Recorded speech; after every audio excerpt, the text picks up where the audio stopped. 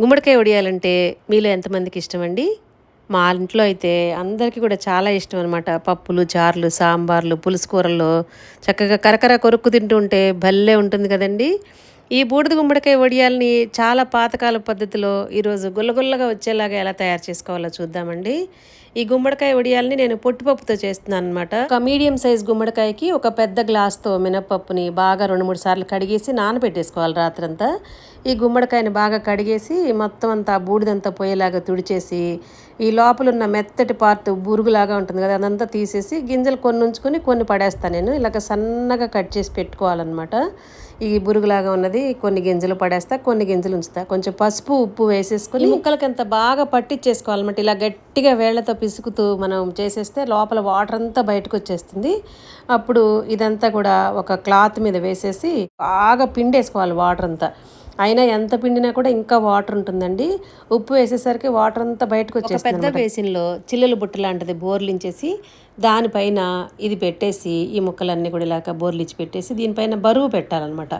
ఈ story already నేను పెద్ద వీడియో చేసినప్పుడు చెప్పానండి. తిరగల లాంటిది పెడుతున్నాను. ఇది మా అత్తగారి మెమొరీ అండి మాకు. ఇవన్నీ వివరాలు చెప్తూ బిఫోర్ లాస్ట్ ఇయర్ చాలా వివరంగా పెద్ద వీడియో చేసి పెట్టాను. ఆల్రెడీ పెట్టాను కదా అని ఈరోజు చేస్తూ షార్ట్ మీతో షేర్ చేసుకుంటున్నాను అనమాట. ఇలా బరువు పెట్టాక కూడా కొంచెం వీలైనంత వరకు నొక్కేస్తే మిగతా వాటర్ అంతా బయటకు వచ్చేస్తుంది తెల్లారికల్లా. ముందు రోజు నానబెట్టిన మినపప్పుని పొట్టు తీసేసి మెత్తగా గ్రైండర్లో వేసేసుకోవాలి, లేదా మిక్సీలో అయినా వేసేసుకోవచ్చు. ఇలా ఒకసారి బాగా బీట్ చేసేసి కలుపుకోవాలన్నమాట. ఆ పొట్టుని వేస్ట్ చేయకుండా మళ్ళీ కొంచెం పప్పు వేసేసి ఈ పొట్టును కూడా గ్రైండ్ చేసి పెట్టుకుంటున్నాను మిక్సీలో వేసేసి.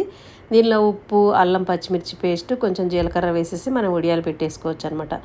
ఇప్పుడు మనం ముందు రోజు ఈ బరువు పెట్టేసి ఈ ముక్కలన్నీ కూడా వాటర్ బయటికి తీసేసాం కదా.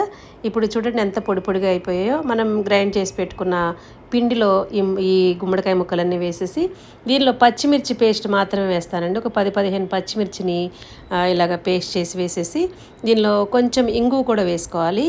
పచ్చి ఇంగువ వేస్తే చాలా బాగుంటుందన్నమాట. టేస్ట్కి సరిపడా సాల్ట్ మనం ముక్కల్లో వేసినా కూడా వాటర్ అంతా తీసేసాం కదా, టేస్ట్ చూసుకుని మళ్ళీ కావాల్సినంత ఉప్పు. ఈ గుమ్మడికాయ వడియాల్లో ఉప్పు, పచ్చిమిర్చి పేస్ట్, ఇంగువ అంతే.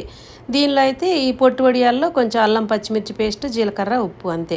చిన్న ప్లేట్లో ఈ ముందు పొట్టు వడియాలు పెట్టేసి తర్వాత గుమ్మడి వడియాలు పెట్టేశానండి. బాల్కనీలో ఒక షీట్ వేసేసి గుమ్మడి వడియాలని పెట్టేసి 2 రోజులు ఇక్కడే ఎండబెట్టేశాను కింద. తర్వాత టెర్రస్ పైకి వెళ్ళి ఒక్కరోజు ఎండబెడితే గలగలా ఎండిపోయాయి. ఒకసారి వేయించి చూపిస్తాను చూడండి. లో ఫ్లేమ్లో నూనె కాగిన తర్వాత ఇలా వేసి అలా తీసేయటమేనండి. ఎక్కువసేపు ఉంచితే మాడిపోతాయి. మన ఛానల్లో రకరకాల వడియాలతో పాటుగా రకరకాల ఊరగాయలు కూడా ఉన్నాయండి. ఈ వీడియో ద్వారా ఫస్ట్ టైం చూస్తున్న వాళ్ళు ఉంటే మన మెయిన్ ఛానల్లో వీడియోస్ అన్ని చూసి మీకు నచ్చితేనే సబ్స్క్రైబ్ చేసుకోండి. Thank you for watching.